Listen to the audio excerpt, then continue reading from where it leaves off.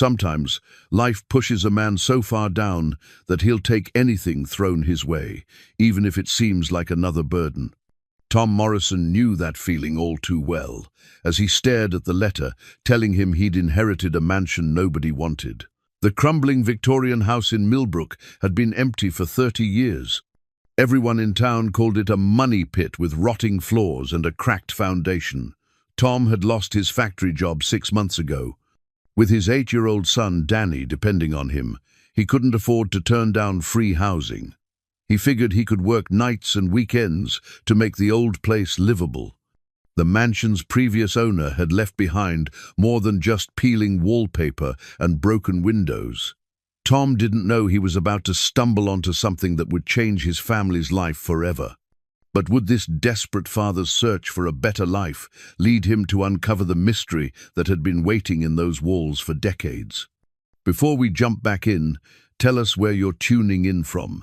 And if this story touches you, make sure you're subscribed, because tomorrow I've saved something extra special for you. Tom Morrison had always been good with his hands. For 15 years, he'd built custom cabinets and restored old homes throughout the county, taking pride in bringing beauty back to forgotten places. His calloused fingers could read wood grain like others read books, understanding which boards would hold and which needed replacing. But 6 months ago, when Morrison Construction folded along with half the businesses in their small Indiana town, those skilled hands had little left to do except count the dwindling bills. The one-bedroom apartment he shared with Danny felt smaller every day. Boxes of his carpentry tools lined the walls like a museum of better times. Danny's bed was tucked into what should have been the dining area, his homework spread across a card table Tom had bought at a garage sale. The boy never complained, but Tom caught him sometimes staring out their single window at the house across the street, where the Thompson kids had their own rooms and a backyard with an actual swing set. Danny's worn baseball glove sat on the kitchen counter, a constant reminder of promises Tom struggled to keep. The leather was cracking, the webbing loose, but it was the most treasured thing his son owned. Tom had bought it 3 Christmases ago, when work was steady and hope came easy.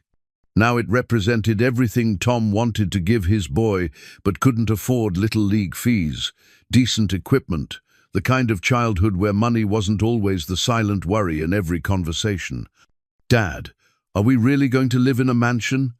Danny asked from his makeshift bed, his 8-year-old imagination already running wild with possibilities. Tom looked up from the inheritance letter he'd read a dozen times.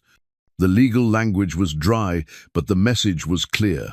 Henry Blackwood, a great-uncle Tom had never met, had left him a Victorian mansion in Millbrook, along with enough money in an estate account to cover the property taxes for exactly 1 year. After that, Tom would be on his own. It's not really a mansion, buddy, just an old house that needs a lot of work. But Mrs. Patterson said mansions have secret passages and hidden rooms. Danny's eyes lit up the way they used to when Tom would tell him bedtime stories about brave knights and magical kingdoms. Tom smiled despite himself. Danny had overheard their elderly neighbor talking about the Blackwood place when the inheritance letter arrived. Mrs. Patterson had lived in Millbrook her whole life and remembered when the mansion was the grandest house for miles around. She also remembered when it became the town's most infamous eyesore. "We'll see what we find when we get there, son, but don't get your hopes up too high. From what I hear, this place has been empty for 30 years. The drive to Millbrook took 2 hours through rolling farmland and small communities that had seen better days." Danny pressed his face to the passenger window, watching barns and silos drift past like monuments to a simpler time. Tom found himself thinking about his own childhood, growing up in similar country, where neighbors knew each other's names and people still believed in honest work and keeping your word. Millbrook appeared around a bend in the highway, like something from a Norman Rockwell painting, if Rockwell had painted during harder times. The main street held the bones of prosperity, a pharmacy with hand-painted signs, a diner with red vinyl booths visible through plate glass windows, a hardware store with genuine wooden floors that creaked under customers' feet. But half the storefronts were empty, their windows papered with old advertisements and faded "for rent" signs. Tom pulled into Henderson's Market to ask for directions. The elderly woman behind the counter had silver hair pulled back in a practical bun, and eyes that seemed to take measure of a person in one glance. "You must be Henry's great-nephew," she said before Tom could introduce himself. "I'm Margaret Henderson. I live next door to the Blackwood place." Her tone carried the weight of someone delivering both welcome and warning. "Yes, ma'am. Tom Morrison. This is my son, Danny." Mrs. Henderson's expression softened when she looked at the boy. "Well, Danny, I hope you're not afraid of big old houses. The Blackwood mansion is quite a sight." "Are there really secret passages?" Danny asked with the earnestness only children could muster. Mrs. Henderson glanced at Tom, something unreadable passing across her features. "Old houses hold many secrets, child. Some are wonderful discoveries. Others, well, some things are better left undisturbed." The mansion sat on 5 acres at the end of Elm Street, separated from its neighbors by overgrown hedges and a wrought-iron fence that had surrendered to rust and time. Tom's first glimpse made his heart sink and soar simultaneously. The 3-story Victorian was magnificent and tragic, like a grand dame fallen on hard times. The architecture was stunning, bay windows with intricate trim, a wraparound porch supported by carved columns, a tower room that rose above the main structure like a castle turret. But 30 years of neglect had taken their toll. Paint peeled from every surface in great curling sheets.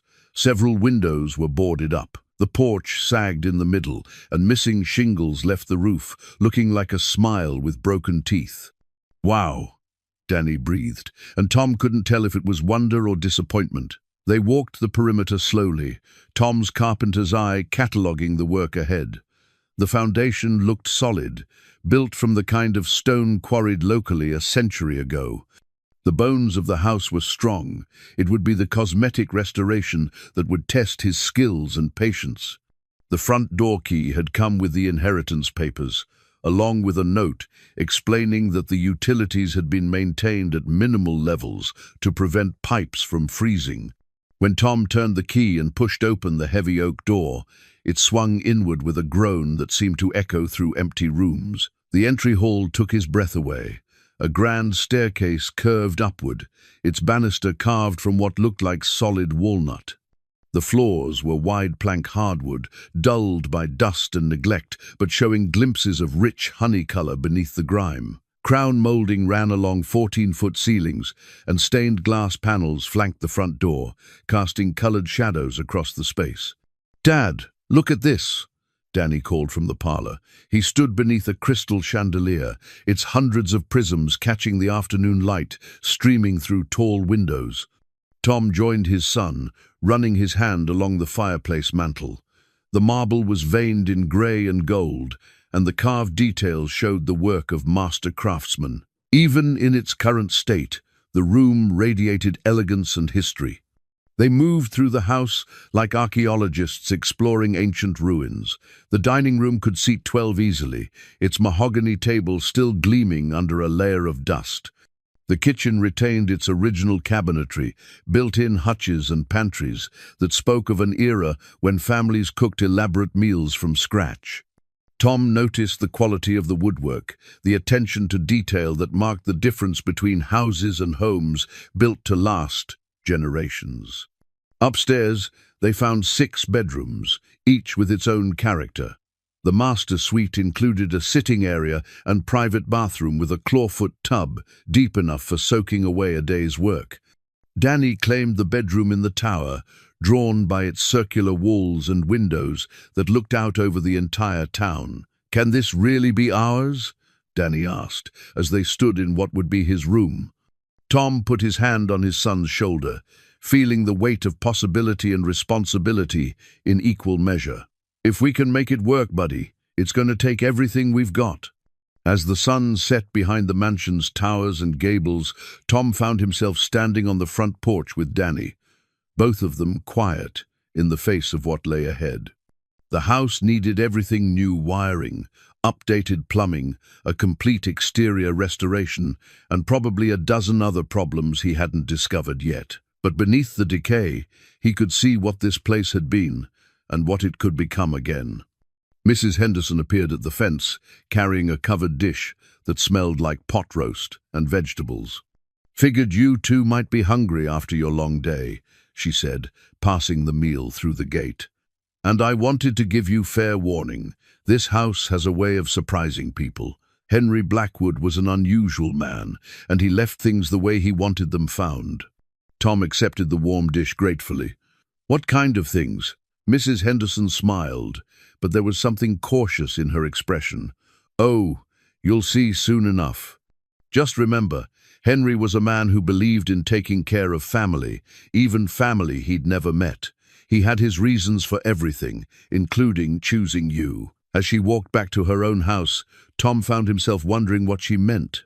But watching Danny's face glow with excitement as he planned where to put his bed and his books, Tom decided that some mysteries could wait. For tonight, it was enough that they had a home, even if it came with more questions than answers.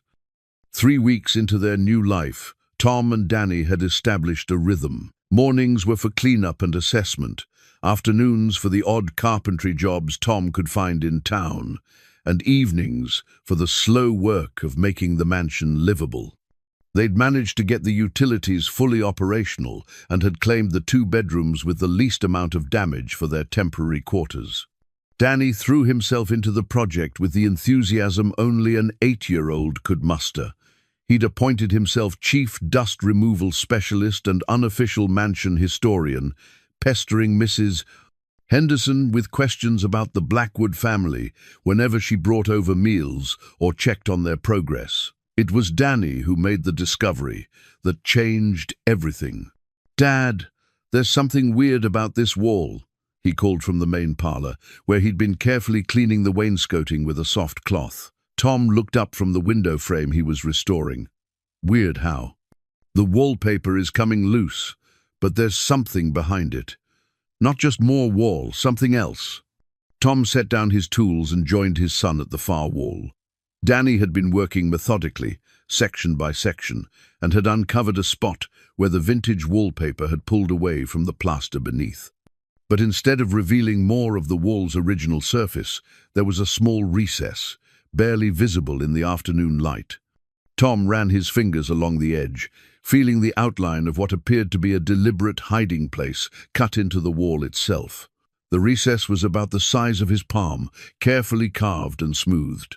"Should we see what's in there?" Danny asked, his voice hushed with excitement. Tom nodded, working his fingers into the space. His fingertips touched something smooth and cool metal.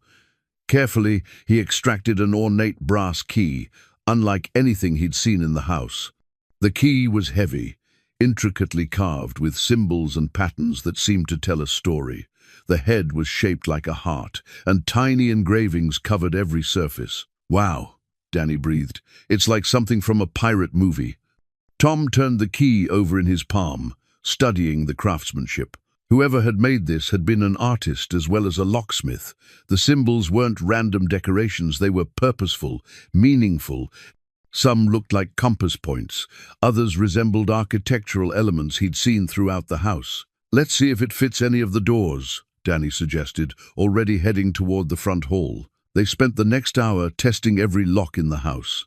The key was too ornate for the simple door locks, too large for the small cabinet latches, and the wrong shape entirely for the modern deadbolts that had been added over the years. But Tom noticed something else as they moved through the mansion. The symbols on the key matched details he'd been seeing throughout the house without really registering them. The same compass rose pattern carved into the key appeared in the banister newel post. The interlocking circles were repeated in the dining room's ceiling medallion. The heart shape showed up in the stained glass panels by the front door. "Danny," Tom said slowly, "I think this key is supposed to lead us somewhere, but not to a door to other clues." That evening, after Danny had gone to bed, Tom sat at the kitchen table with the key under a bright lamp, sketching the symbols in a notebook. The more he studied them, the more convinced he became that they formed a map or code. But a map to what? The next morning brought an unexpected visitor. Tom was replacing a broken window in the dining room when he heard a car pull up the gravel drive. Through the glass, he saw a black sedan, expensive and out of place in their rural setting. The man who emerged wore a tailored suit and carried a leather briefcase. He was about Tom's age, with silver at his temples and the kind of confident bearing that came from never having to worry about money. He knocked on the front door with authority. "Mr. Morrison, I'm Marcus Sterling, attorney at law. I represent certain interested parties regarding this property." Tom wiped his hands on a rag before shaking Sterling's offered hand. The man's grip was firm, but his smile didn't reach his eyes. "What can I do for you, Mr. Sterling? I understand you've recently inherited this property from Henry Blackwood. I wanted to discuss a business proposition that might interest you." They sat in the parlor, Sterling's expensive shoes incongruous against the dust-covered floors. The lawyer opened his briefcase and pulled out a thick folder. "Mr. Morrison, I'll be direct. This house is a money pit. The restoration costs alone will run well into 6 figures, and that's assuming you don't discover any major structural issues. I have clients who are interested in purchasing the property for land development." Tom glanced at the papers Sterling had spread on the coffee table. The proposed purchase price was substantial enough to buy a decent house in town and still have money left over for Danny's future. "That's a generous offer," Tom said carefully, "but we just got here. We haven't even had time to fully assess what needs to be done." Sterling's smile tightened almost imperceptibly. "Mr. Morrison, I've been watching this property for years. I know its history, its problems, its potential. Henry Blackwood was well. He was an eccentric man with unusual ideas about family and inheritance. He may have left you this house, but he didn't do you any favors." Something in Sterling's tone set Tom on edge. "What do you mean by that?" Blackwood had theories about bloodlines, about deserving heirs. He believed in— Sterling paused, seeming to choose his words carefully. "Let's just say he believed certain families owed debts to other families. This house was his way of settling scores." Tom thought about Mrs. Henderson's cryptic warnings, about the careful way she spoke about Henry Blackwood's intentions. "Mr. Sterling, are you saying there's more to this inheritance than I know?" Sterling leaned forward, his professional mask slipping slightly. "I'm saying Henry Blackwood was obsessed with the past. He spent decades researching genealogies, tracking bloodlines, trying to right what he considered historical wrongs. He left you this house for reasons that have nothing to do with generosity." Before Tom could respond, Danny's voice called from upstairs. "Dad, you need to see this." Tom excused himself and found Danny in the library, a room they hadn't spent much time exploring. The boy was standing by a built-in bookcase, pointing at something behind the volumes. "I was looking at the old books, and I noticed this one was loose," Danny explained, pulling out a leather-bound volume. Behind it was another small recess, similar to the one where they'd found the key. This hiding spot contained a folded piece of parchment, yellowed with age. Tom unfolded it carefully, revealing what appeared to be a floor plan of the mansion, but with areas marked that didn't correspond to any rooms he'd seen. The symbols from the key were scattered throughout the drawing, connected by dotted lines that suggested a path through the house. At the bottom, in spidery handwriting, someone had written, "For the rightful heir, when the time comes, to claim what was lost." "Mr. Morrison?" Sterling's voice called from downstairs. "Is everything all right?" Tom quickly refolded the parchment and tucked it into his pocket. "We're fine. Just found some old books." When they returned to the parlor, Sterling was standing by the window, studying the grounds with obvious interest. "Beautiful property," he said. "Perfect for subdivision development. I appreciate your offer, Mr. Sterling, but I'm not ready to sell." Sterling's expression hardened. "Mr. Morrison, I strongly advise you to reconsider. This house has a history of bringing misfortune to its owners. Henry Blackwood disappeared under mysterious circumstances. The family before him lost everything and fled in the middle of the night. Perhaps it would be wise to break that pattern. After Sterling left, Tom sat on the front porch, with the parchment spread across his knees. The drawing was detailed and precise, showing not just the mansion's layout, but also what appeared to be hidden passages and secret rooms. If it was authentic, Henry Blackwood had designed this place as an elaborate puzzle. Mrs. Henderson appeared at the fence, as if she'd been waiting for Sterling to leave. "That man's been sniffing around this place for 20 years, she said without preamble, "ever since Henry disappeared." "Mrs. Henderson, what really happened to Henry Blackwood?" The elderly woman looked at the mansion with something like sadness. "Henry was a good man who made some hard choices. He spent his later years trying to make amends for things that happened long before you were born. He believed in justice, even when it came at personal cost." Sterling said something about debts between families. Mrs. Henderson nodded slowly. "The Blackwood and Sterling families have a complicated history. Henry felt responsible for wrongs done by previous generations.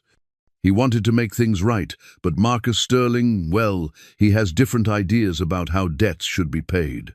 That night, after Danny was asleep, Tom studied the parchment by lamplight. The more he examined it, the more convinced he became that the ornate key was meant to unlock not just physical doors, but the secrets of the house itself. The symbols formed a trail, and if he could follow it correctly, he might discover what Henry Blackwood had really left behind. As he traced the dotted path with his finger, Tom realized that his inheritance was more than just a house. It was a challenge, a test, and possibly a gift that could change everything for him and Danny. But it was also something Marcus Sterling wanted very badly, which meant it was likely more valuable than anyone had told him. The ornate key felt warm in his palm as he made his decision.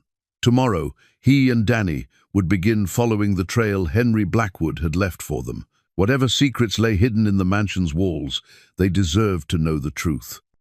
The next morning dawned grey and drizzly, the kind of weather that made the mansion feel more mysterious than welcoming. Tom had slept poorly, his mind churning over Sterling's warnings and the parchment's promise of hidden secrets. But Danny's excitement was infectious as they prepared to follow the trail laid out in Henry Blackwood's drawing. "It's like a real treasure hunt," Danny said, bouncing on his toes as Tom spread the parchment across the kitchen table. "Where do we start?" Tom studied the diagram, comparing it to his growing familiarity with the house's layout.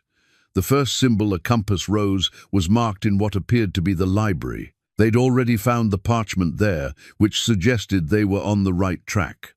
The library was a cozy room with floor-to-ceiling bookshelves and a large window that looked out over the overgrown garden. Most of the books were still in place, volumes on history, architecture, and what appeared to be genealogical research. Tom noticed that many of the genealogy books were marked with bookmarks and handwritten notes. Following the parchment's guidance, they focused their search on the fireplace area. The mantel was carved mahogany, matching the library's built-in shelving. Tom ran his hands along the wood, feeling for anything that might be loose or unusual. "Dad, look at this," Danny called from beside the hearth. He'd discovered that one of the decorative tiles around the fireplace opening was slightly raised compared to the others. Tom knelt beside his son and examined the tile. When he pressed it gently, it shifted under his touch. Working carefully, he managed to pry it free, revealing a shallow compartment behind. Inside was a leather photo album, its cover embossed with the same heart symbol from the ornate key. They carried the album to the window seat and opened it together. The first pages contained formal portraits from what appeared to be the 1960s and 70s, a distinguished man with dark hair and kind eyes, sometimes alone, sometimes with a beautiful woman with auburn hair and a gentle smile. "That must be Henry Blackwood," Tom said, studying the man's face for any family resemblance. There was something familiar about the eyes, the set of the jaw. As they turned the pages, the photos became more personal and intimate. Henry and the woman walking through gardens, sharing meals, laughing together on what appeared to be travels across Europe. But Tom noticed something troubling in the later photos. The woman looked sad, and Henry appeared increasingly isolated. The final pages of the album contained pictures of a young boy, perhaps Danny's age, with the same dark hair as Henry and the woman's bright smile. But written beside many of these photos were dates and cryptic annotations in the same spidery handwriting they'd seen on the parchment. Clara's son, one notation read, born September 15, 1972, the future we cannot claim. Another photo showed the boy with what appeared to be different parents, a stern-faced man in a business suit and a woman who was clearly not Clara. The annotation here was more disturbing. Robert's claim, the lie we must live. Tom felt a chill as he began to understand what the photos were telling him. The symbols and numbers scattered throughout the album weren't just decorative, they were part of a code, references to specific locations and dates. "Danny, I think these pictures are telling us a story about Henry's family, but it's complicated." They spent the morning decoding the album's mysteries. The symbols matched those on the ornate key and the parchment, creating a clear trail through the house. Each photo was annotated with coordinates that corresponded to rooms and specific locations within the mansion. The pattern that emerged was both romantic and tragic. Henry had clearly been in love with Clara, but she had been married to someone else, someone named Robert, who appeared to be Henry's business partner based on several formal photographs of the two men together. The young boy was the central mystery. The photos suggested he was Clara and Henry's child, but the annotations indicated he'd been raised by Robert as his own son. The final entries in the album were the most heartbreaking photos of Clara's funeral, with Henry standing apart from the other mourners, and pictures of the boy growing up from a distance, as if Henry had been watching over him but unable to claim him. "Dad, this is really sad," Danny said, studying a photo of Henry alone in what appeared to be this same library. "He loved them, but couldn't be with them." Tom nodded, feeling an unexpected connection to the man who'd left him this inheritance. Henry had been trying to protect and provide for a child he couldn't acknowledge publicly, a situation that resonated deeply with Tom's own struggles as a single father. The album's final clue led them to the mansion's tower room, Danny's chosen bedroom. According to the parchment, they needed to find the next symbol, an interlocking circle pattern somewhere in that circular space. The tower room was unique in the house, with windows facing all directions and a domed ceiling painted with stars and constellations.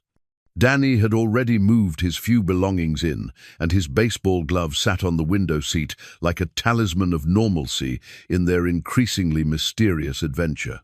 Tom studied the star map on the ceiling, wondering if it held any significance. The constellations were accurately portrayed, but certain stars were painted in gold, while others remained silver.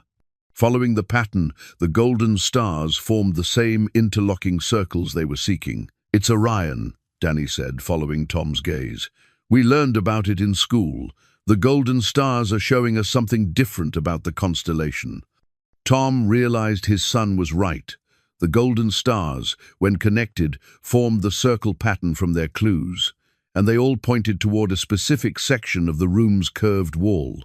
The wall section that drew their attention was covered by a large tapestry depicting a medieval hunting scene. When Tom moved the tapestry aside, he found that this section of the wall was slightly different from the rest. The stones were arranged in a subtle pattern that matched the interlocking circles. Working together, they discovered that one of the stones could be pressed inward. When Tom applied pressure, they heard a soft click, and a section of the wall swung open on hidden hinges, revealing a narrow staircase that spiraled upward into darkness. "A secret passage," Danny whispered, his eyes wide with wonder. Tom peered up the staircase, feeling a mix of excitement and apprehension. The steps were carved stone, worn smooth by age but still solid. A cool breeze drifted down from above, suggesting the passage led to another room, or perhaps even outside. "Should we explore it?" Danny asked. Tom checked his watch. They had a few hours before he needed to head into town for a roofing job he'd picked up. The extra income was critical. The mansion might be free, But utilities, food, and basic supplies were steadily draining his savings. "Let's see where it goes," Tom decided. "But we stay together, and if it seems unsafe, we turn back." They climbed the narrow staircase slowly, Tom's phone flashlight illuminating the way. The passage was clearly original to the house. The stonework was masterful, and small alcoves were carved into the walls at regular intervals, probably meant to hold candles or oil lamps. The staircase ended at a heavy wooden door, reinforced with iron bands and fitted with an elaborate lock that looked like it would match their ornate key perfectly. Tom inserted the key and turned it slowly. The lock mechanism was well maintained despite its age, and the door opened smoothly to reveal a room that took his breath away. They had found Henry Blackwood's private study, a circular chamber that must have been built into the mansion's highest tower. The room was untouched by time, as if Henry had just stepped out moments ago. A massive desk dominated the center, covered with papers, books, and what appeared to be research materials. Built-in bookshelves lined the walls, and large windows provided a commanding view of the surrounding countryside. But it was the contents of the room that made Tom's heart race. This wasn't just a study, it was a command center for some kind of long-term project. The walls were covered with family trees, genealogical charts, maps, and what appeared to be financial documents dating back decades. At the center of it all was a portrait of Clara, larger and more detailed than any of the photos in the album. She was beautiful, but there was a sadness in her painted eyes that spoke of difficult choices and sacrifices. Danny moved to the desk while Tom examined the wall displays. "Dad, there's a journal here. It looks like someone was writing in it recently." Tom joined his son at the desk. The journal was bound in the same leather as the photo album, and the handwriting was definitely Henry's. The final entry was dated just months before Henry's disappearance. "The boy is grown now," the entry read. "He has a son of his own, struggling as I once struggled, as his father before him struggled. The sterling debts must be paid, but not as Marcus believes. Justice requires restoration, not revenge. The treasure I've hidden will find its way to the rightful heir when the time comes. Clara's legacy will live on through her grandson, even if he never knows her name." Tom's hands trembled as he read the words. Henry had been writing about him, about Danny. Somehow, this mysterious great-uncle had known about their situation and had planned this inheritance as something more than simple family generosity. As he looked around the study with new understanding, Tom realized that their treasure hunt was just beginning. Henry had left them clues not just to hidden wealth, but to a family history they'd never known they possessed. And somewhere in this house, a fortune waited to be claimed if they could solve the puzzles Henry had left behind. Tom spent the rest of that day reading Henry's journal, while Danny explored the secret study with the wonder of a child discovering buried treasure. The journal revealed a complex story of love, betrayal, and redemption that stretched back nearly 60 years. Henry Blackwood had been a successful industrialist in the 1960s, partnering with Robert Sterling in a series of manufacturing ventures that made both men wealthy. But Henry had fallen in love with Robert's wife, Clara, and she with him. Their affair had produced a son, but Clara refused to leave her marriage, partly out of loyalty and partly to protect the child from scandal. The situation had deteriorated when Robert discovered the truth. Instead of confronting Henry directly, he had systematically destroyed their business partnership, using his knowledge of the affair as leverage to force Henry out of deals and steal contracts. By the time Henry realized what was happening, Robert had gained control of most of their shared assets, leaving Henry financially ruined and emotionally devastated. Clara had died in a car accident when her son was only 5 years old, and Robert had remarried quickly, moving away with the boy and erasing any trace of Clara's memory. Henry spent the rest of his life trying to track down his son, eventually discovering that the boy had grown up believing Robert was his father and Clara was merely a stepmother who had died young. But Henry's greatest discovery came near the end of his life, when he learned that his son had married and had a child of his own, Danny.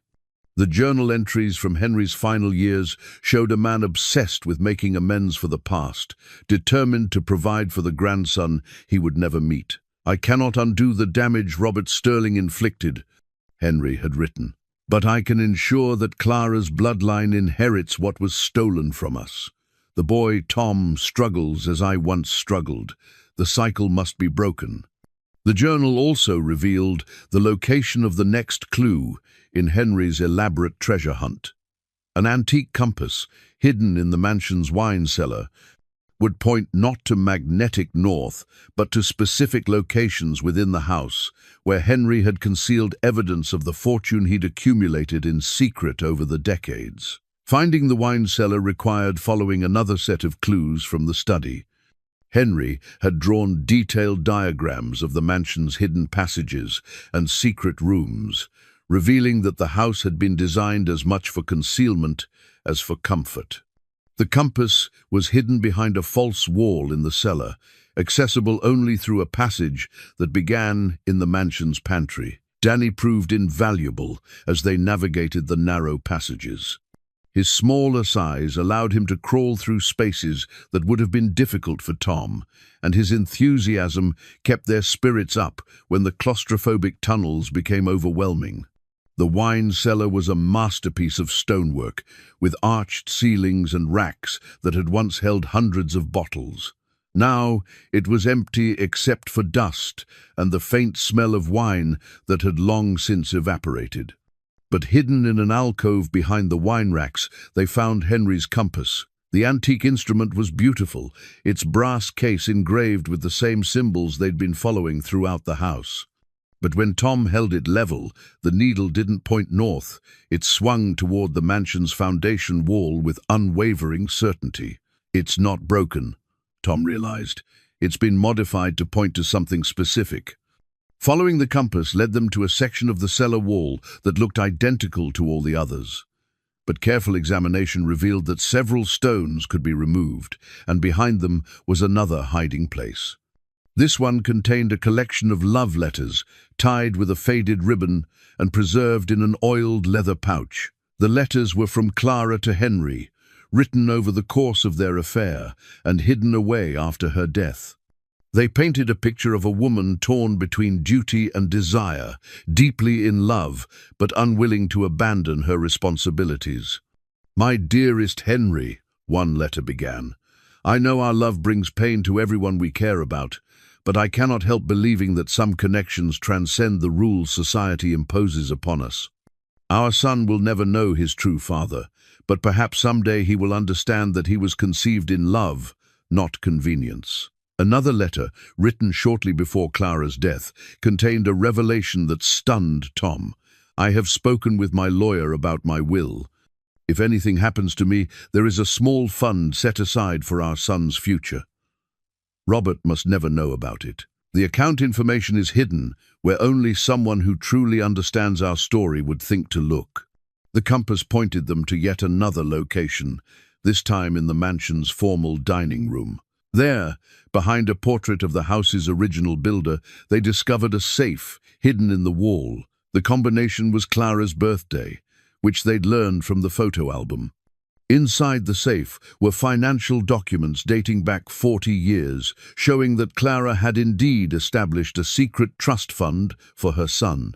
But more importantly, they found evidence that Henry had been systematically moving his assets into hidden accounts and investments, building a fortune that existed completely outside the business empire Robert Sterling had stolen from him.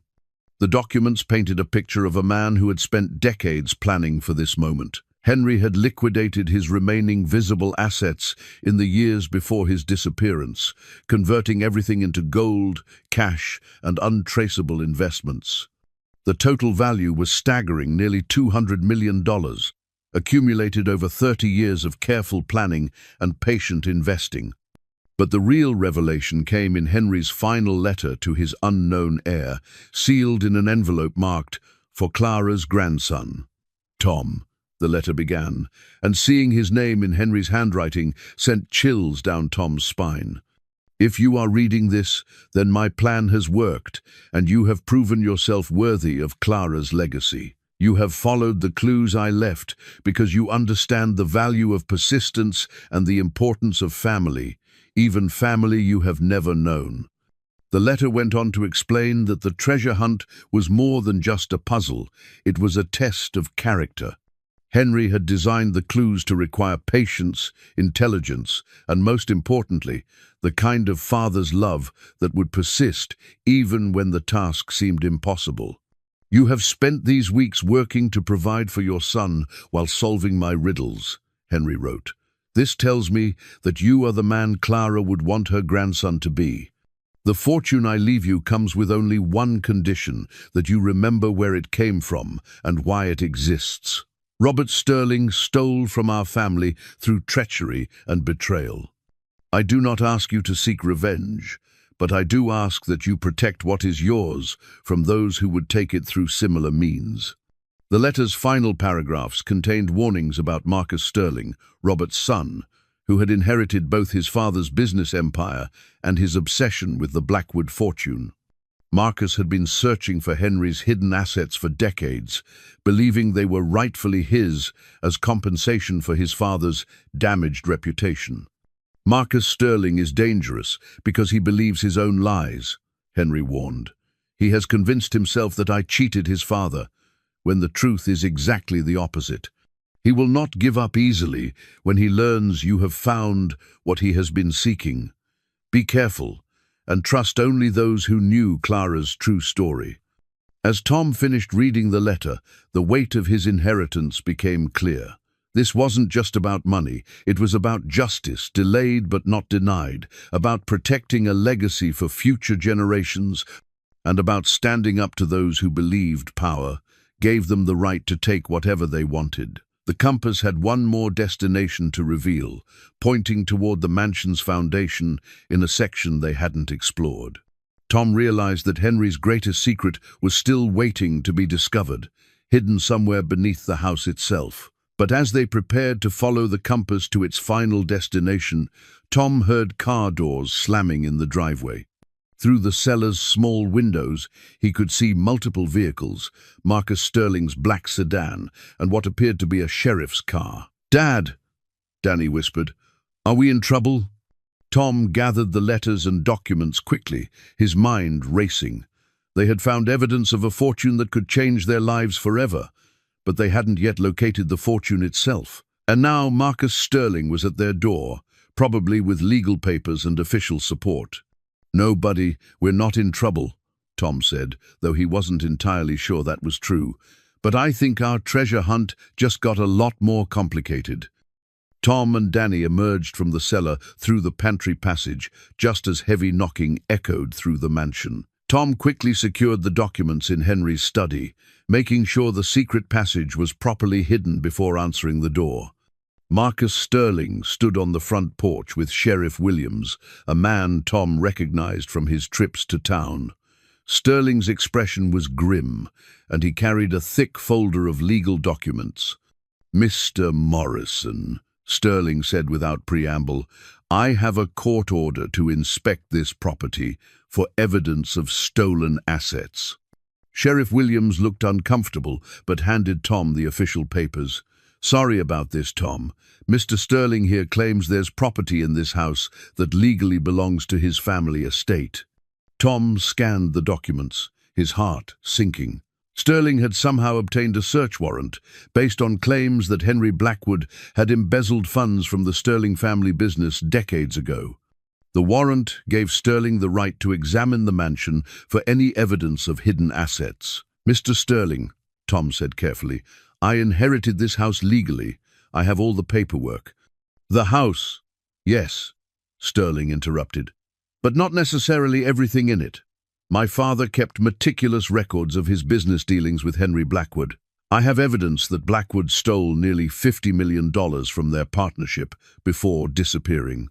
Danny stayed close to Tom's side as the men entered the mansion. Tom could see his son was frightened by the official nature of the visit, but also confused about why their treasure hunt had suddenly become a legal matter. Sterling moved through the house with obvious familiarity, examining rooms and checking behind furniture as if he'd been there before. Tom realized that the lawyer had probably been watching the property for years, waiting for an opportunity like this. "Sheriff Williams," Tom said, "how exactly does this work? Do I have any rights here?" The sheriff nodded sympathetically. "You have the right to observe the search and to have any seized property documented. But if they find evidence of stolen assets, those items would need to be held pending a court hearing." Sterling was particularly interested in the library and dining room, the areas where Tom and Danny had made their most significant discoveries. He examined the fireplace where they'd found the photo album and spent considerable time studying the portrait that had hidden Clara's safe. "Mr. Morrison," Sterling said as he worked, "I want you to understand something. Henry Blackwood was a master manipulator. He convinced my father to trust him, then systematically looted their shared assets. When my father discovered the theft, Blackwood disappeared rather than face justice." Tom thought about Henry's journal and the very different story it told. According to Henry's account, Robert Sterling had been the one who used treachery and blackmail to steal their business empire. But Tom couldn't reveal that knowledge without exposing their discoveries. The search continued for 2 hours, with Sterling growing increasingly frustrated as he failed to find what he was looking for. Tom watched nervously as the lawyer examined the areas near their hidden passages, but Sterling seemed unaware of the mansion's secret architecture. "There has to be something here," Sterling muttered, running his hands along the dining room walls. 40 years of planning, and he just disappears? No one hides that successfully without leaving traces.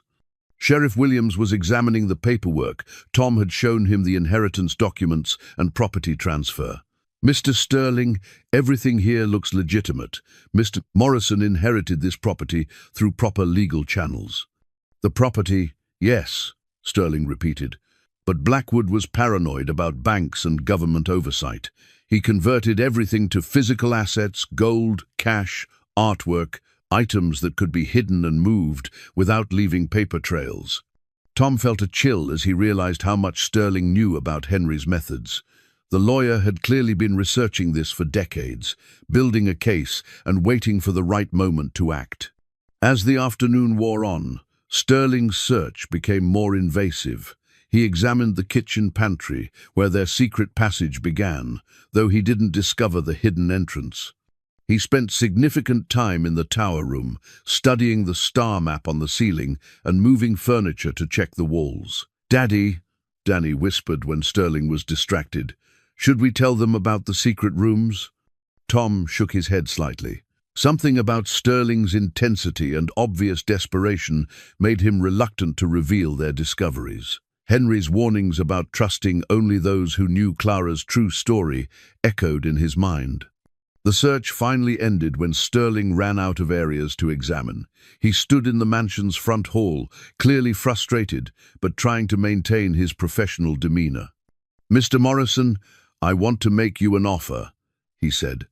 "I'm prepared to double my previous purchase price for this property, $2 million, cash, with a quick closing." Tom felt Danny's surprised intake of breath.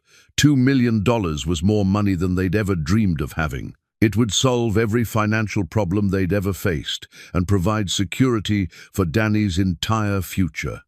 "That's very generous," Tom said slowly, "but I'm still not ready to sell." Sterling's mask slipped slightly, revealing the anger beneath his polished exterior. "Mr. Morrison, you're making a mistake. This house will bankrupt you. The restoration costs alone will exceed anything you could ever afford on a carpenter's salary. And there are other considerations: historical preservation societies, environmental impact studies, zoning challenges. I can make those problems disappear, but only if we work together." The threat was subtle but clear. Sterling had the resources and connections to make Tom's life difficult if he refused to cooperate. Sheriff Williams seemed to sense the tension. "Gentlemen, I think we've done what we came to do.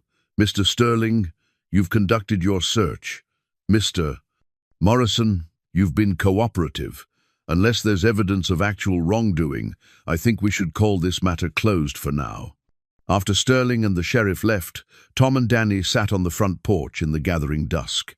The evening air was cool, and the mansion's windows glowed warmly in the fading light. "Dad, are we going to sell the house?" Danny asked.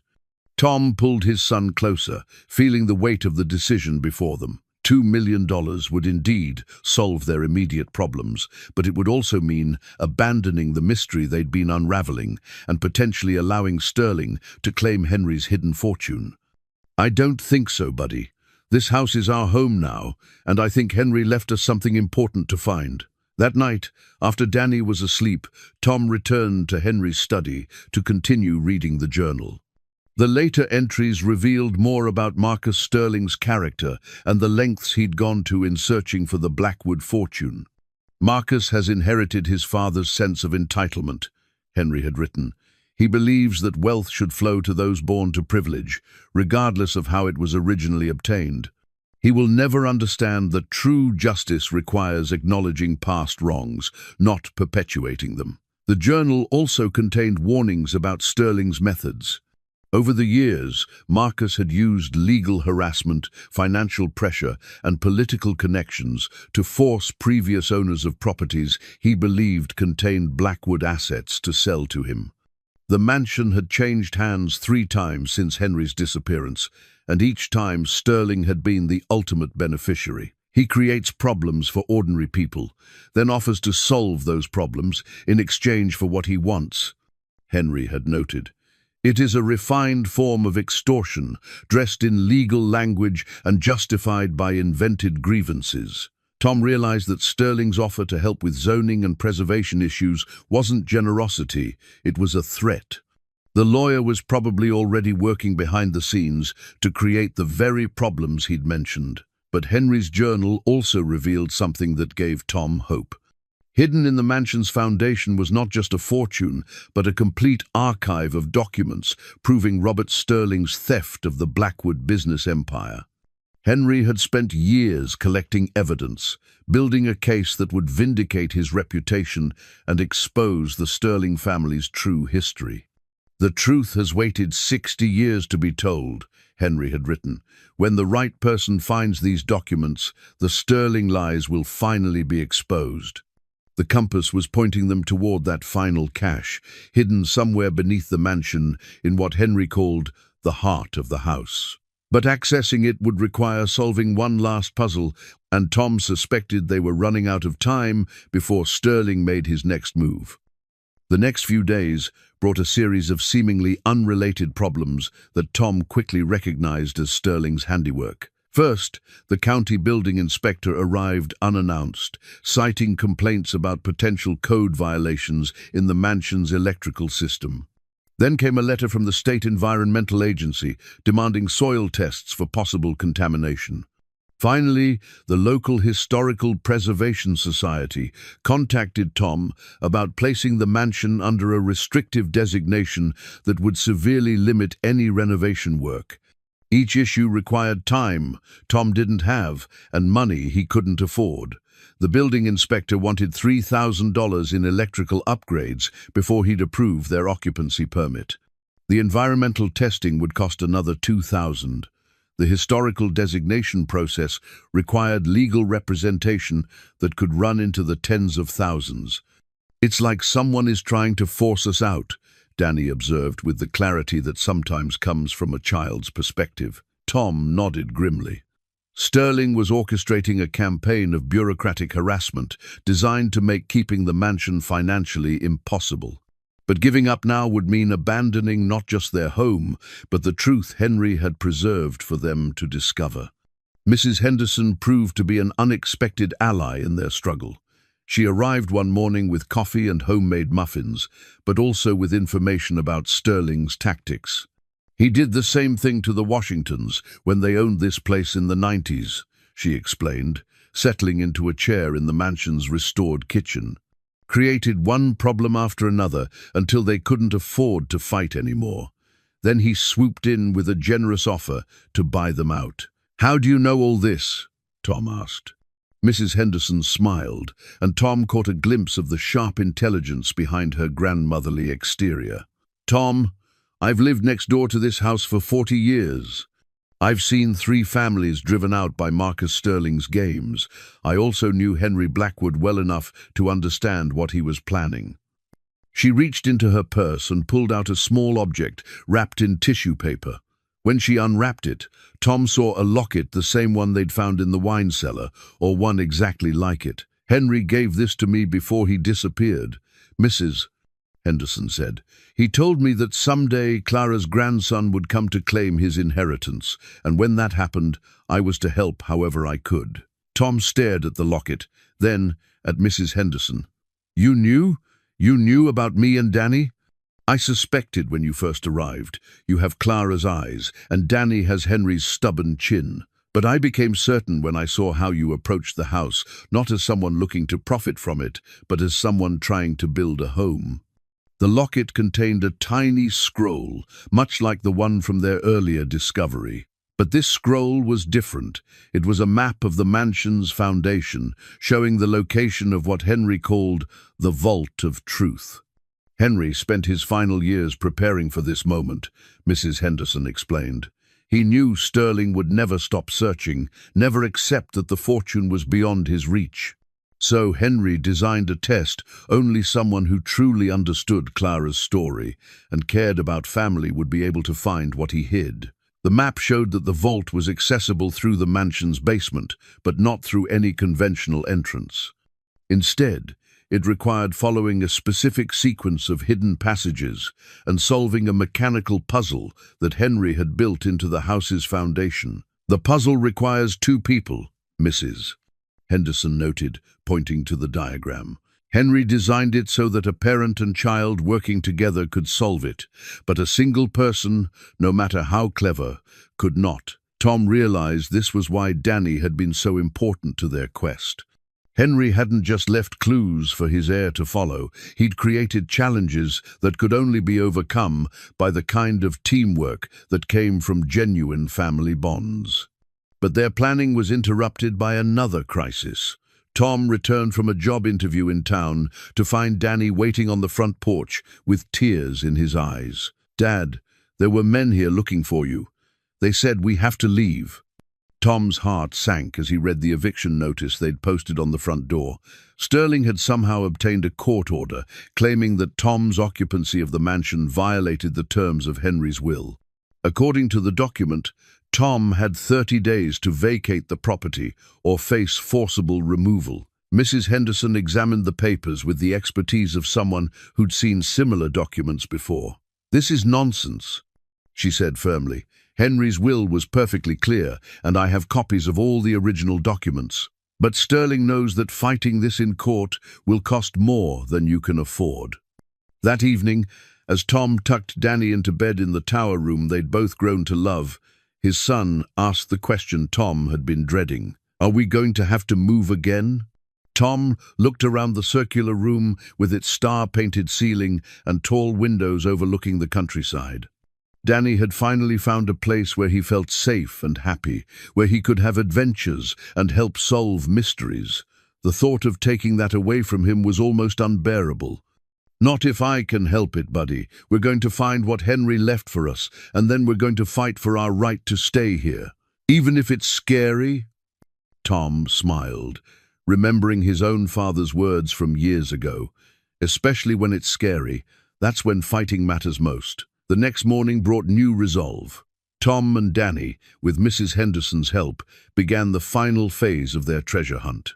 Using the foundation map and Henry's compass, they located the entrance to the deepest part of the mansion's hidden passage system. The entrance was concealed behind what appeared to be a solid stone wall in the basement's far corner.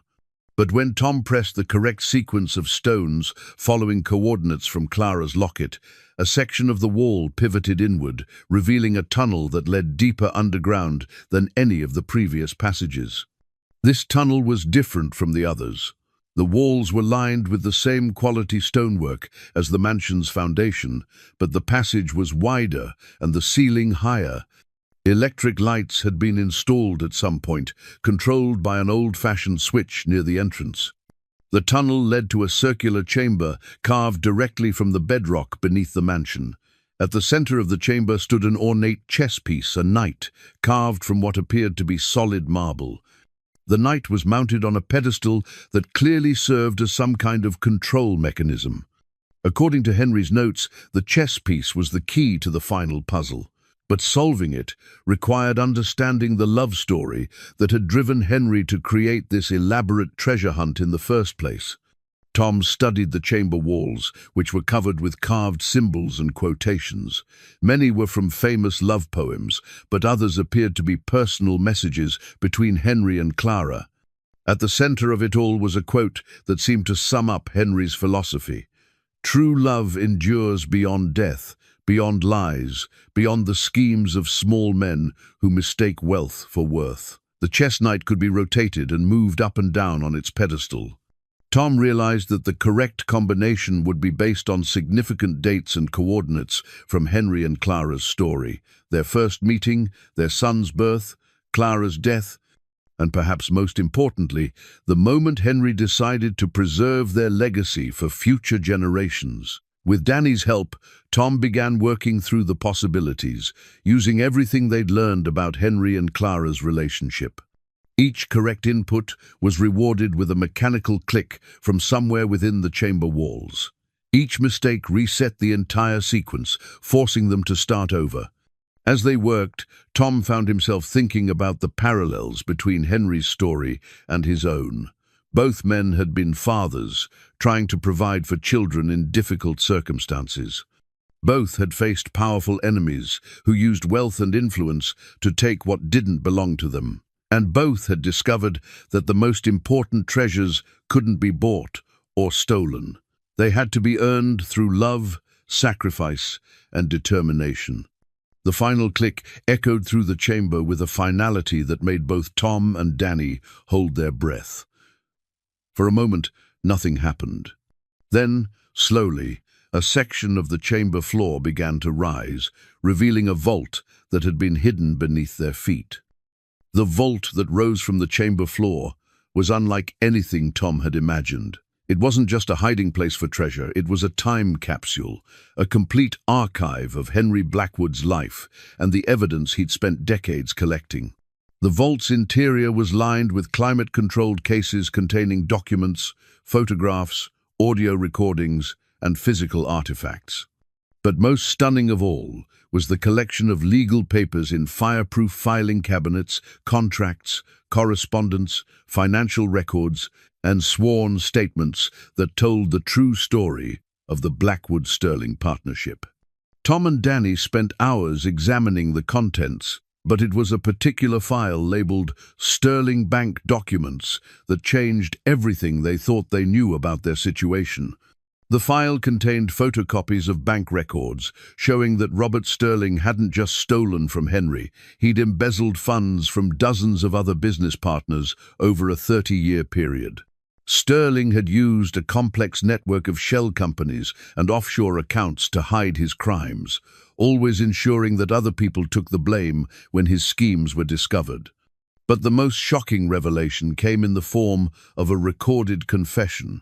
Henry had apparently confronted Robert Sterling shortly before his own disappearance, and he'd secretly recorded their conversation. The audio quality was poor, but Sterling's voice was clearly audible as he bragged about his methods. "You think you're so clever, Henry?" Sterling's voice crackled from the old recording equipment. "But I've been playing this game longer than you. Every partnership, every deal, every trust fund, I take what I want and leave others holding the responsibility. It's not theft if you're smart enough not to get caught." The recording went on to detail specific crimes, including Sterling's plan to frame Henry for embezzlement and disappear with both their accumulated wealth. What Sterling hadn't known was that Henry had already moved his assets to secure locations, preparing for exactly this betrayal. But the file's final document was what made Tom's hands tremble as he read it. It was a copy of a police report from 1992 2 years after Henry's disappearance, describing the suspicious death of Robert Sterling in what appeared to be a boating accident. According to the report, Sterling had been alone on his yacht when it exploded and sank. His body was never recovered, but investigators found evidence suggesting the explosion wasn't accidental. The case remained unsolved, but the report noted that Sterling had recently discovered significant financial irregularities in his business accounts. Tom realized that Robert Sterling had likely been killed by one of his own victims, someone who'd finally uncovered his crimes and decided to take justice into their own hands. Henry's archive contained evidence that several of Sterling's former partners had lost everything to his schemes, including one man who'd committed suicide after being falsely accused of embezzlement. "Dad," Danny said quietly, "if Robert Sterling is dead, why is his son still trying to take our house?" It was a good question, and the answer came in the final section of Henry's archive. Marcus Sterling didn't just believe his father's lies about Henry Blackwood, he'd inherited his father's criminal methods and sense of entitlement. The younger Sterling had spent his career using legal harassment and financial manipulation to claim assets he believed were rightfully his, never realizing that his father had been a thief and a murderer. But the archive contained something even more valuable than evidence of past crimes. Hidden in the vault's deepest recess was a metal briefcase containing bearer bonds, gold coins, and cash totaling nearly $200 million. This was Henry's true legacy wealth accumulated legally over decades of careful investing, preserved for the family he'd never been able to claim publicly. Tom stared at the fortune that could solve every problem they'd ever faced, but he also understood the responsibility that came with it. Henry hadn't just left them money, he'd left them the truth, and the obligation to ensure that truth was finally revealed. As they prepared to leave the vault with their discoveries, they heard voices echoing through the tunnel above. Someone had found the hidden entrance and was making their way toward the chamber. Tom quickly gathered the most important documents and as much of the portable wealth as he could carry.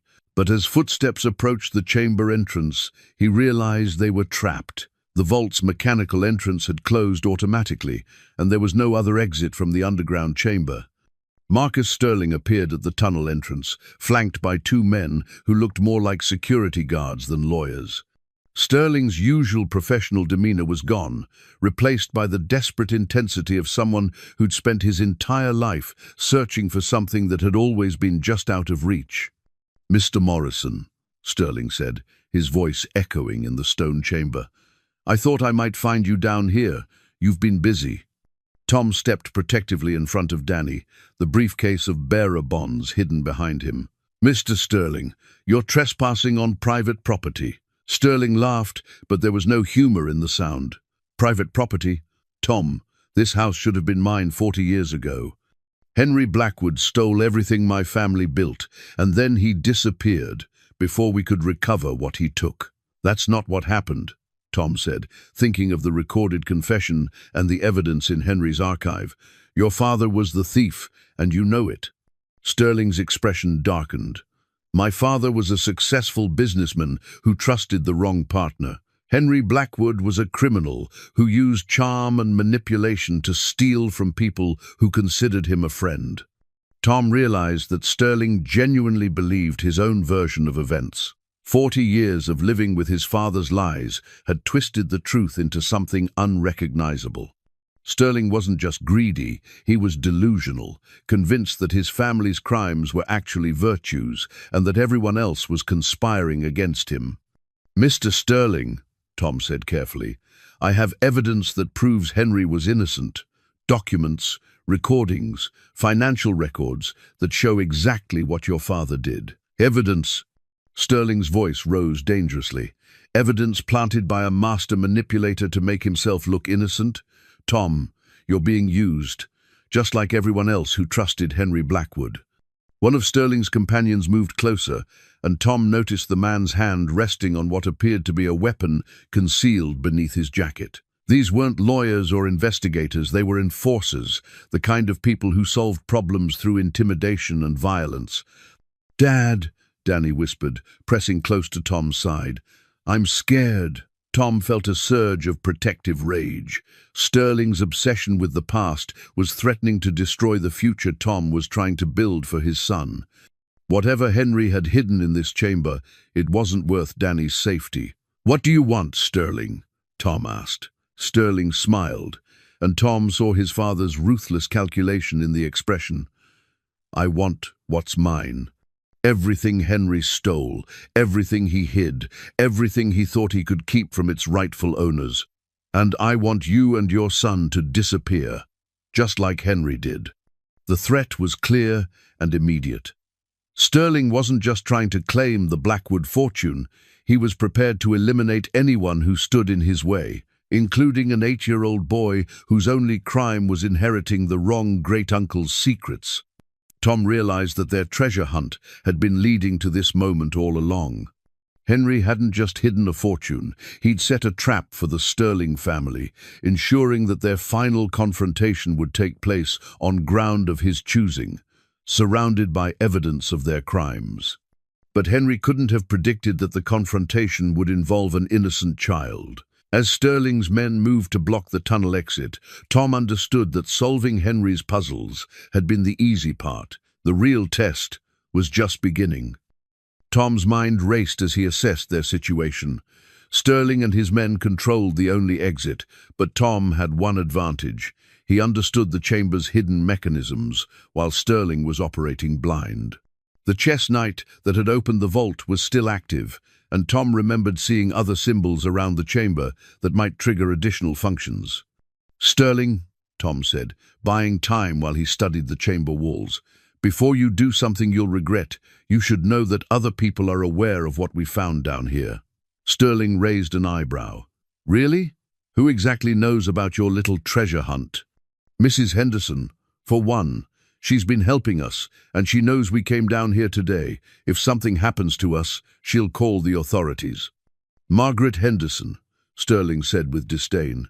"That old woman has been a thorn in my side for decades. She's the one who's been feeding you information about my family's business." Tom realized that Sterling's hatred ran deeper than just the Blackwood fortune. Mrs. Henderson represented everyone who'd witnessed his father's crimes and refused to accept the Sterling family's version of history. "She knows the truth about your father," Tom said, "just like Henry did. That's why you're really here, not for money, but to bury the evidence that would destroy your family's reputation." Sterling's mask slipped completely, revealing the rage beneath his polished exterior. "My father built an empire through hard work and intelligence. He created jobs, supported communities, contributed to charities. Henry Blackwood was a parasite who destroyed everything he touched. Your father was a thief and a murderer," Tom said, thinking of the recorded confession and the suspicious circumstances surrounding Robert Sterling's death. "And you've spent your life covering up his crimes." One of Sterling's men stepped forward, clearly impatient with the conversation. "Boss, we should wrap this up. The longer we stay down here, the more complicated this gets." Sterling nodded, but Tom caught a subtle movement from Danny.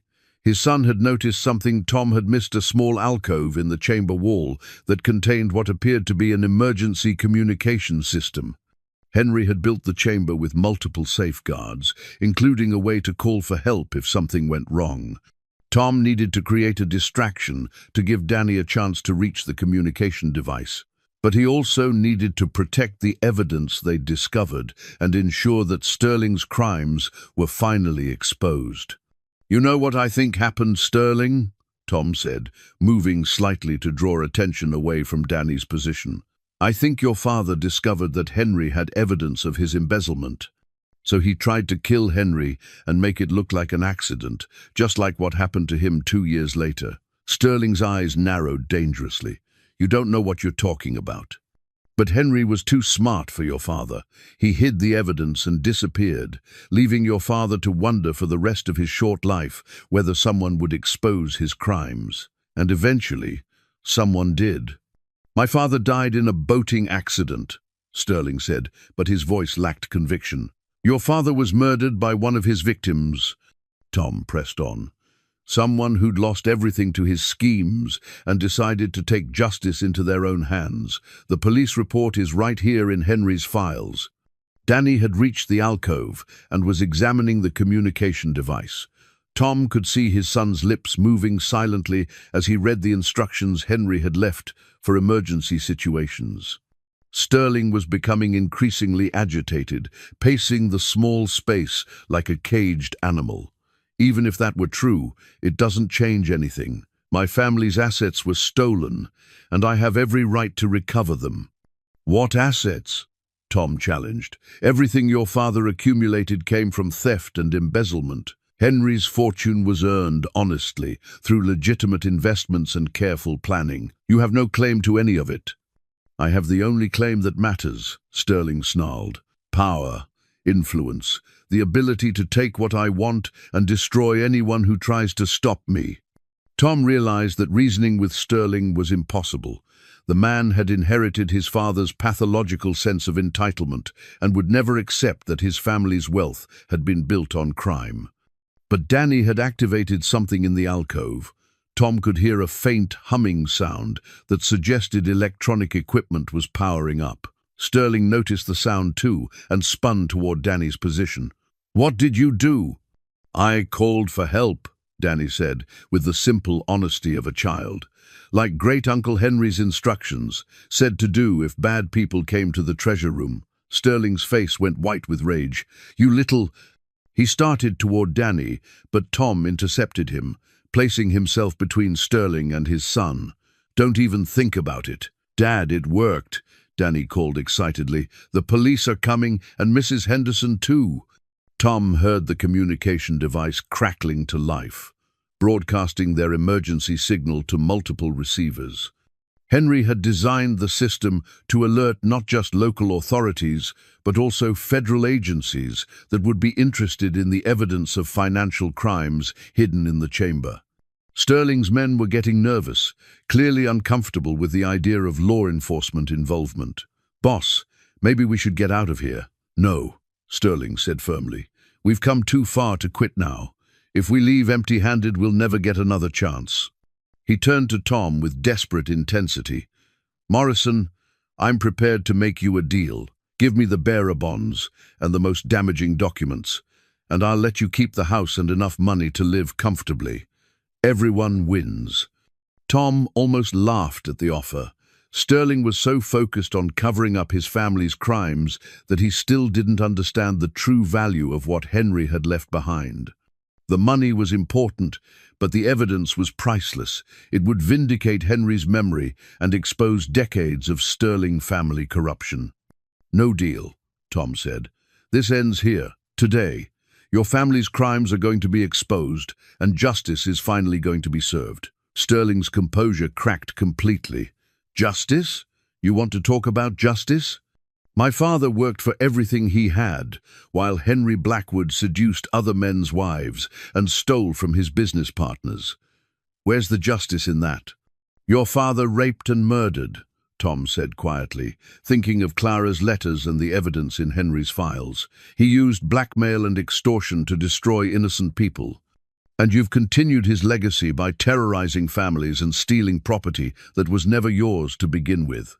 The sound of voices echoed from the tunnel above. Law enforcement was arriving faster than anyone had expected. Sterling looked around the chamber desperately, searching for another exit or some way to escape with what he'd come for. "There is no other way out," Tom said, reading Sterling's thoughts. "Henry designed this place as a trap for people exactly like you. The only exit is through that tunnel, and it's probably full of police officers by now." Sterling's men were already moving toward the tunnel, abandoning their boss in favor of their own survival. But Sterling himself seemed frozen by the magnitude of his failure. He'd spent his entire life building toward this moment, and now it was slipping away from him. 40 years, he whispered. 40 years of searching, planning, waiting for the right opportunity. It can't end like this. "It should have ended with your father's death," Tom said. "Henry gave you decades to live with your stolen wealth and false reputation. That was more mercy than your family deserved." Sheriff Williams's voice called down from the tunnel entrance. Tom?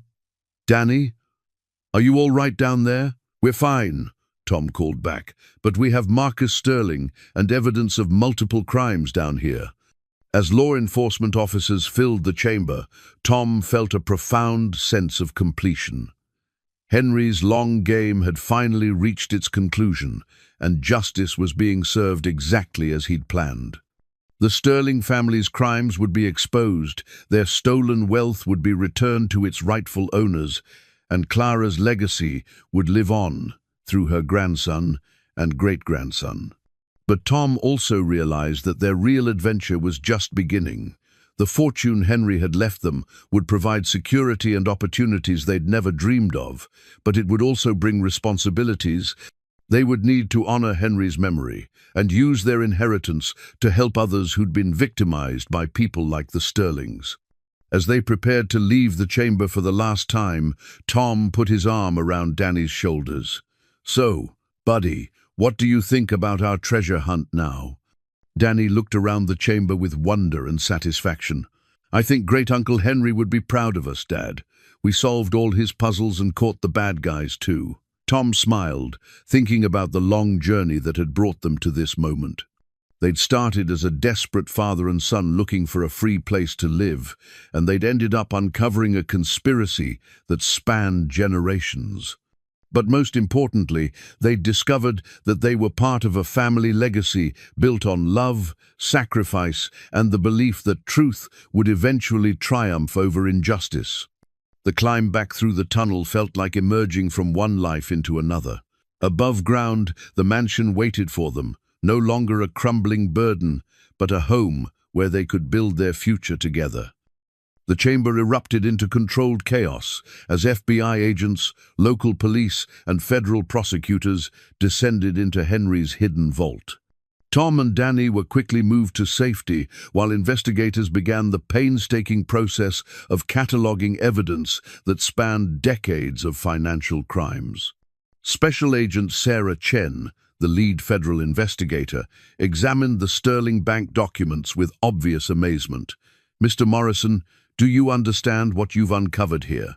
This archive contains evidence of one of the largest embezzlement schemes in U.S. history." Tom watched as teams of specialists carefully removed documents, recordings, and artifacts from the vault. The massive key that had opened this final chamber lay on Henry's desk like a symbol of justice finally unlocked. "Agent Chen, what happens to Marcus Sterling now?" "He'll face federal charges for racketeering, conspiracy, and financial fraud based on his own actions over the past 20 years. But these documents also prove that dozens of families were victimized by his father's crimes.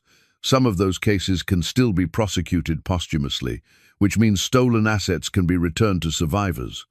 Danny stood beside Tom, still clutching the chess piece that had been the final key to Henry's puzzle. "Are we in trouble for taking the treasure?" Agent Chen smiled at the boy's directness. "No, Danny. Everything your family found belongs to you legally. Henry Blackwood's will was properly executed, and this evidence proves that his wealth was accumulated legitimately. The Sterling family has no claim to any of it." As the investigation continued, Mrs. Henderson arrived with Sheriff Williams, carrying a thick folder of her own documents. Tom realized that the elderly woman had been Henry's co-conspirator all along, preserving evidence and waiting for the right moment to reveal the truth. "Margaret Henderson," Agent Chen said with obvious respect, "we've been hoping to speak with you for hours." Mrs. Henderson nodded calmly. "I've been Henry's record keeper for 40 years, Agent Chen. Every document, every recording, every piece of evidence in that vault, I helped him organize and preserve it all." She opened her folder to reveal additional bank records, correspondence, and legal documents that complemented the archive in Henry's vault. Henry knew that Marcus Sterling would never stop searching, never accept defeat. So we prepared for this day, the day when all the secrets would finally come to light. Tom felt a surge of gratitude toward the woman who'd been protecting their inheritance long before they'd arrived in Millbrook. "Mrs. Henderson, why didn't you tell us from the beginning?" Because Henry's plan required you to discover the truth for yourselves, she explained. If I'd simply handed you the evidence, you might not have understood its significance. But by following Henry's clues, by learning Clara's story, by understanding the sacrifices they made, you've become worthy guardians of their legacy. Marcus Sterling, meanwhile, sat in handcuffs while federal agents read him his rights. His expensive suit was rumpled, his carefully maintained composure completely shattered. As he was led away, he turned back to Tom with a mixture of hatred and disbelief. "This isn't over, Morrison," he called out. "My family has resources you can't imagine. We'll fight this in court for decades if necessary." Agent Chen shook her head. "Mr. Sterling, with the evidence we've recovered today, your family's assets will be frozen, pending investigation. We're looking at RICO violations, money laundering, conspiracy charges. Your legal bills alone will bankrupt what's left of your empire." As Sterling disappeared up the tunnel under federal escort, Tom felt a profound sense of closure. The man who'd terrorized 3 generations of property owners had finally been held accountable for his crimes. But the day's revelations weren't finished. In the deepest recess of Henry's vault, investigators discovered a final cache of documents that changed everything Tom thought he knew about his family history. These papers contained proof that Clara's son, Tom's father, had been systematically denied his inheritance through Robert Sterling's manipulation of legal documents. Sterling had forged Clara's will, stolen trust funds meant for her child, and used intimidation to prevent anyone from questioning his actions. "Your father was the rightful heir to a substantial fortune," Agent Chen explained to Tom. "But Sterling made sure he never knew about it. The money went into offshore accounts that Marcus has been using to fund his harassment campaigns against property owners like you." Tom thought about his father, who died young from the stress of working multiple jobs to support his family. The man had never known that his real father was Henry Blackwood, or that he'd been cheated out of millions of dollars that could have provided security for generations. "How much money are we talking about?" Tom asked. Agent Chen consulted her preliminary calculations, including growth over 30 years, probably another $100 million. Plus the original Sterling assets that were stolen from the Blackwood partnership. "Your family is entitled to significant compensation." Danny tugged on Tom's sleeve. "Dad, does this mean we're really rich now?" Tom knelt down to his son's level, still struggling to process the magnitude of their inheritance. "It means we'll never have to worry about money again, buddy. But more importantly, it means we can help other people who've been hurt the way our family was hurt." As evening fell, the investigators began packing up evidence and preparing to seal the chamber, pending further legal proceedings. Tom and Danny were free to return to the mansion, but their lives had been fundamentally changed by the day's discoveries. Mrs. Henderson walked with them through the hidden passages, explaining more about Henry's long-term strategy. He could have exposed the Sterling crimes at any time over the past 40 years, she said, but he wanted to wait until Marcus had committed enough crimes of his own to ensure that justice would be complete. So he let Sterling get away with harassment and intimidation just to build a stronger case? Henry understood that the Sterling family's sense of entitlement would ultimately destroy them. Mrs. Henderson replied, "He knew that given enough time and opportunity, Marcus would become as corrupt as his father. Today proved he was right." As they emerged from the basement into the mansion's restored kitchen, Tom looked around at the home that had seemed like such a burden just weeks ago. Now it represented not just shelter, but legacy, a place where Clara and Henry's love story had been preserved, where justice had finally been served, and where Tom and Danny could build a future worthy of the sacrifices that had made it possible. The ornate key that had started their adventure lay on the kitchen table, no longer mysterious but somehow still magical. It had unlocked more than hidden chambers. It had unlocked the truth about their family, their history, and their place in a story that stretched back generations. "Mrs. Henderson," Tom said, "what do we do now?" The elderly woman smiled with the satisfaction of someone who'd spent decades planning for this moment. "Now, Tom, you live the life Henry and Clara always wanted for their family. You use this gift to build something good, something lasting, and you remember that the real treasure was never the money, it was the love that preserved it for you." 2 weeks after Marcus Sterling's arrest, Tom found himself sitting in the vault chamber one final time before it was permanently sealed. In his hands was Clara's wedding ring, discovered in a small velvet box that had been Henry's most treasured possession. The ring was simple but elegant, a white gold band set with a modest diamond that caught the chamber's artificial light like captured starlight. But it was the note wrapped around the ring box that brought tears to Tom's eyes. "My dearest love," Clara had written in her careful script, "I know our time together must end, but please understand that you have given me something precious beyond measure, not just our son, but the knowledge that true love exists even when the world conspires against it. I return this ring not because I don't treasure it, but because I want you to give it someday to the woman who can love you openly, as you deserve to be loved. Our son will carry our love forward, even if he never knows our names. That is enough for me. That must be enough for both of us." Tom realized that Clara had given up everything, her marriage, her security, even her son, to protect the people she loved from scandal and ruin. Her sacrifice had preserved not just Henry's reputation, but their child's future, ensuring that he could grow up without the burden of his parents' forbidden love.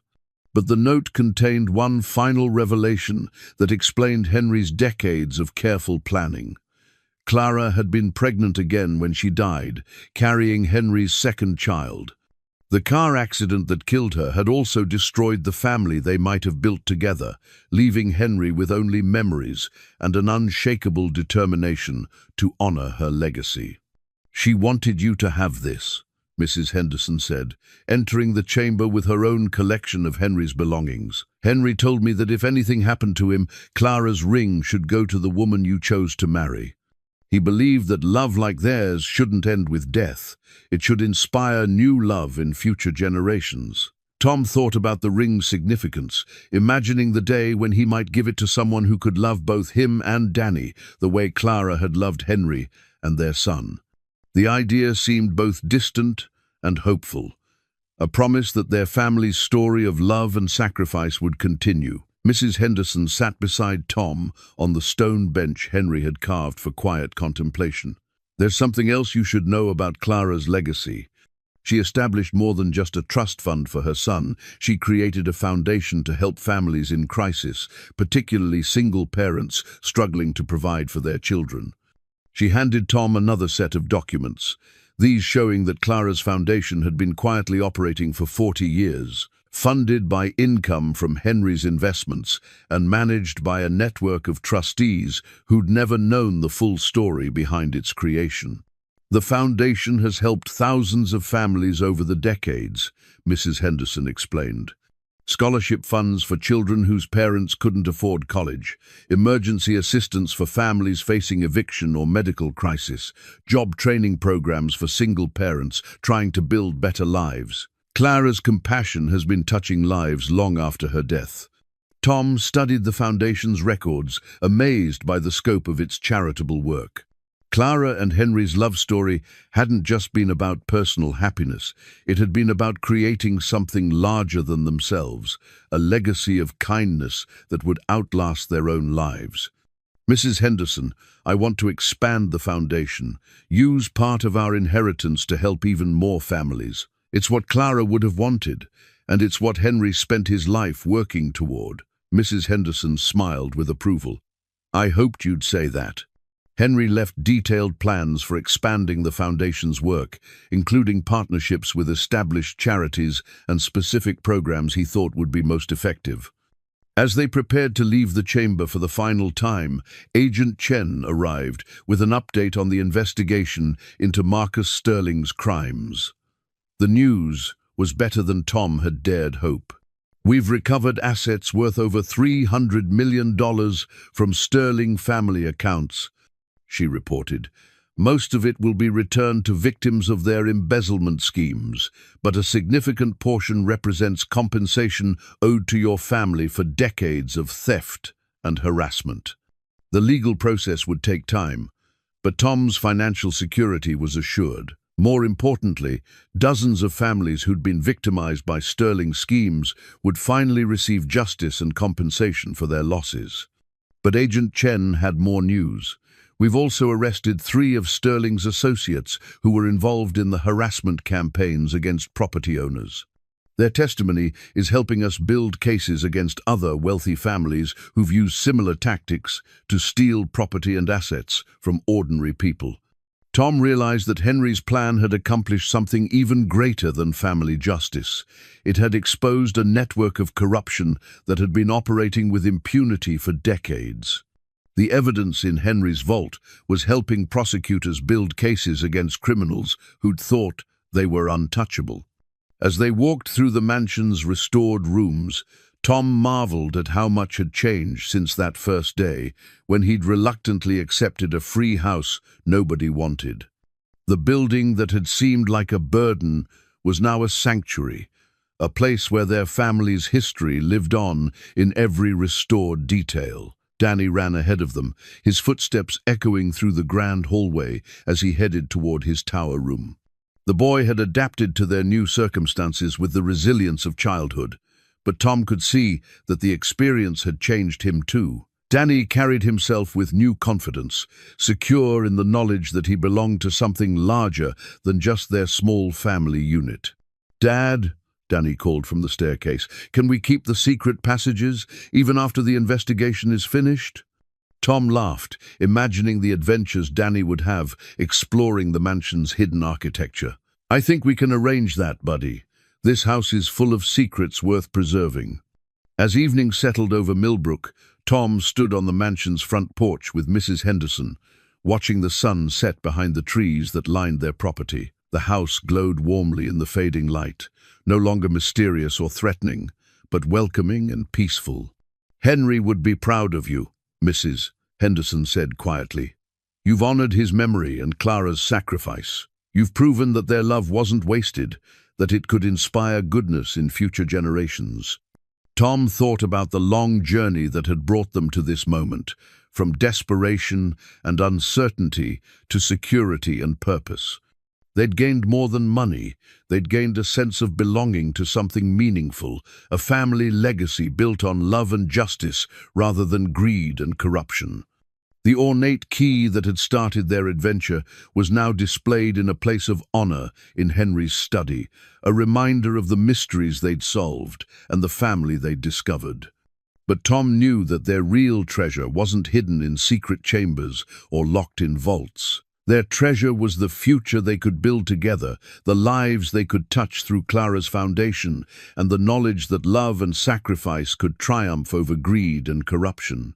Clara's wedding ring would wait in Henry's safe until the day Tom found someone worthy of its legacy, someone who could understand that true wealth came not from what you accumulated, but from what you gave away in service to others. As stars appeared in the darkening sky, Tom felt Henry and Clara's presence in the mansion they'd preserved for him. Their love story had ended in tragedy, but it had also created something beautiful, a family reunited, a wrong righted, and a legacy that would inspire goodness for generations to come. 6 months later, Tom stood in the mansion's restored garden, watching Danny play catch with a new baseball pristine white leather that gleamed in the afternoon sunlight. The boy's throwing arm had improved dramatically since they'd moved to Millbrook, but more importantly, his confidence had blossomed along with their new life. The mansion itself had been transformed from a crumbling relic into a showcase of Victorian elegance. Tom had hired local craftsmen to complete the restoration, providing jobs for skilled workers who'd been struggling in the economic downturn. The house now served as both their family home and the headquarters for the expanded Clara Blackwood Foundation.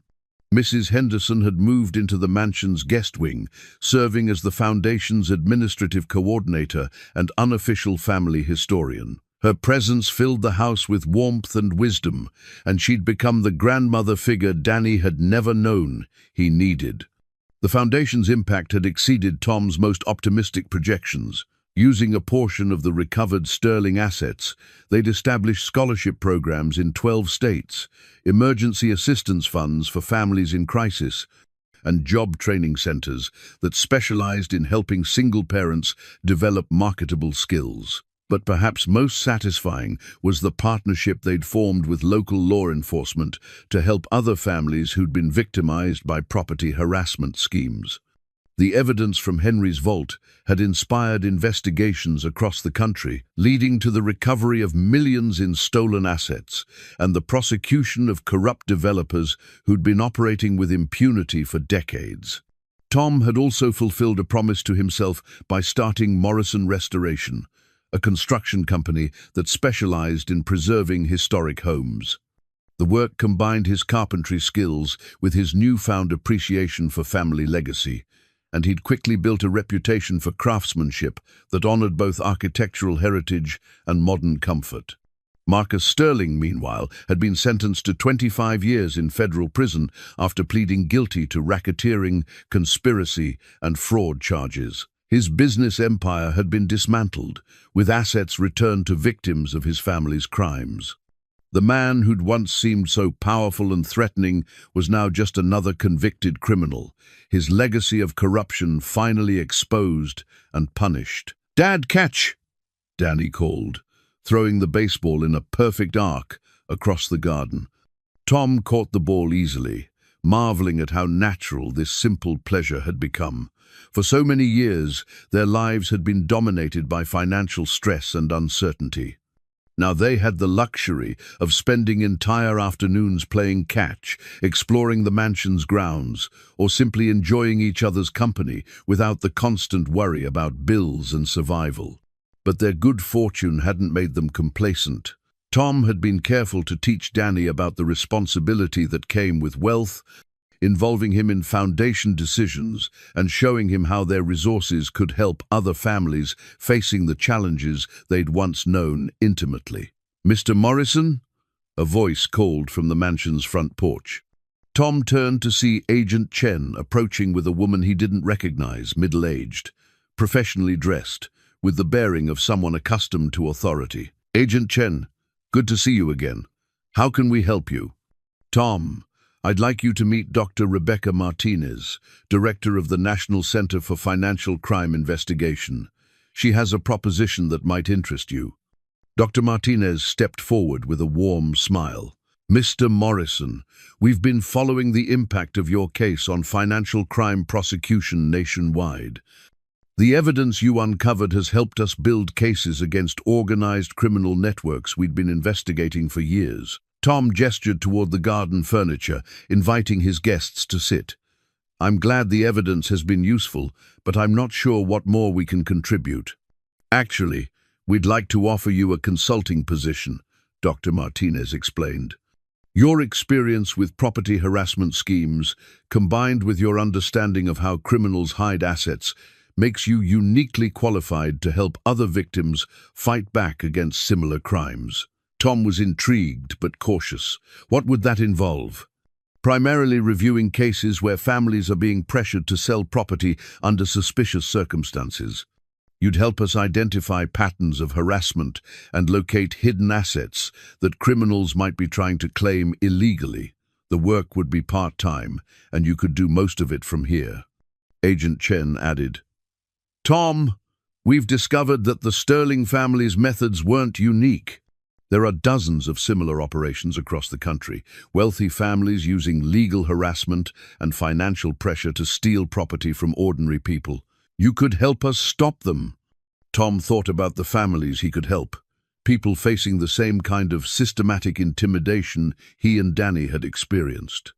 The consulting work would give him a chance to turn their traumatic experience into something positive, using their knowledge to protect others from similar victimization.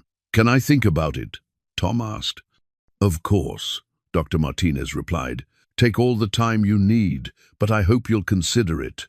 Your story has already inspired changes in how we investigate financial crimes. Your continued involvement could help us prevent similar cases from occurring. After his guests left, Tom found Mrs. Henderson in the foundation office, reviewing applications for emergency assistance grants. The elderly woman had thrown herself into the charitable work with remarkable energy, as if she'd been waiting her entire life for the opportunity to help others on this scale. "How many applications this week?" Tom asked. 47, Mrs. Henderson replied. Single mothers, elderly people facing foreclosure, families dealing with medical emergencies. Each one represents real people in crisis, just like you and Danny were 6 months ago. Tom reviewed some of the applications, struck by how many of the stories echoed his own experiences. Financial emergencies, job losses, medical bills that exceeded insurance coverage. The foundation was addressing problems that could devastate any family, regardless of their previous stability.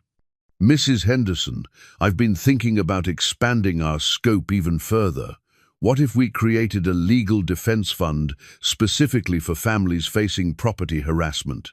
We could provide them with the kind of legal representation that people like Sterling use against ordinary families." Mrs. Henderson's eyes lit up with enthusiasm. Henry would love that idea. He always believed that justice should be available to everyone, not just those who could afford expensive lawyers. That evening, Tom sat in Henry's study, reading through the great-uncle's journal one more time. The leather-bound book had become his source of wisdom and inspiration, a guide for navigating the responsibilities that came with their inheritance. "The measure of a man's worth," Henry had written, "is not what he accumulates for himself, but what he preserves for future generations. Wealth that serves only its owner becomes worthless upon his death, but wealth that serves humanity becomes immortal." Tom understood now why Henry had designed such an elaborate treasure hunt. The puzzles and challenges hadn't just been tests of intelligence or persistence, they'd been lessons in the values that should guide their use of the inherited fortune. Henry had wanted to ensure that his wealth would go to someone who understood the difference between having money and being worthy of it. Danny appeared in the study doorway, still carrying his baseball and glowing with the satisfaction of a day spent in simple pleasures. "Dad, Mrs. Henderson says dinner's ready. She made that pot roast you like." Tom smiled, struck by how completely their lives had been transformed. 6 months ago, they'd been surviving on whatever meals Mrs. Henderson had brought them out of kindness. Now they were a real family, gathered around their own dinner table in their own home, discussing plans to help other families achieve similar stability. "Danny, before we go eat, I want to ask you something. How would you feel if I took a job helping other families who are being bullied by people like Marcus Sterling?" Danny considered the question with the seriousness he'd developed since their adventure began. "Would it help people like us? People who don't have enough money to fight back?" "Yes, exactly like that." "Then I think you should do it," Danny said decisively. "Great-Uncle Henry and Clara would want us to help people, right?" Tom felt a surge of pride in his son's instinctive understanding of their responsibilities. Danny had learned the right lessons from their experience, that privilege came with obligations, that strength should be used to protect the vulnerable, and that family meant more than just blood relations. As they walked toward the dining room together, Tom caught sight of Clara's portrait in the front hall. The painted woman seemed to smile with approval, as if she understood that her sacrifice had ultimately created something beautiful, a family reunited, a wrong righted, and a legacy of compassion that would outlast them all. The mansion's dinner table, once covered with dust and neglect, now held Mrs. Henderson's pot roast, fresh vegetables from their restored garden, and the easy conversation of people who'd found their place in the world. Danny chattered about his plans for a treehouse in the oak tree behind the house, while Mrs. Henderson discussed foundation business and shared stories about Henry and Clara's younger days. Tom listened to the comfortable sounds of family life and realized that this was Henry's greatest gift, not the money or the house or even the justice they'd achieved, But the knowledge that love could triumph over greed, that sacrifice could inspire goodness, and that family bonds could endure across generations and beyond death itself. After dinner, Tom tucked Danny into bed in the tower room, now decorated with posters of baseball players and model airplanes. But the star map on the ceiling remained unchanged, a reminder of the night they'd first discovered the mansion's secrets. "Dad," Danny said sleepily, "do you think Great-Uncle Henry and Clara are happy now about what we did?" Tom looked up at the painted stars, imagining the two lovers who'd sacrificed so much to preserve something precious for future generations. "I think they're very happy, buddy. I think they're proud that their love created something good in the world." As Tom turned off the lights and headed downstairs, he felt their presence in the mansion they'd preserved for him not as ghosts or memories, but as living inspiration for the choices he would make and the legacy he would build for Danny and the generations that would follow. The ornate key that had started their adventure sat on Henry's desk, no longer mysterious but still magical, a symbol of the doors that love could open and the treasures that patience could uncover. Outside, the mansion's grounds stretched under starlight, peaceful and secure, home to a family that had learned the difference between having everything and being truly rich. Their treasure hunt was over, but their real adventure, building a life worthy of the love that had preserved it for them, was just beginning.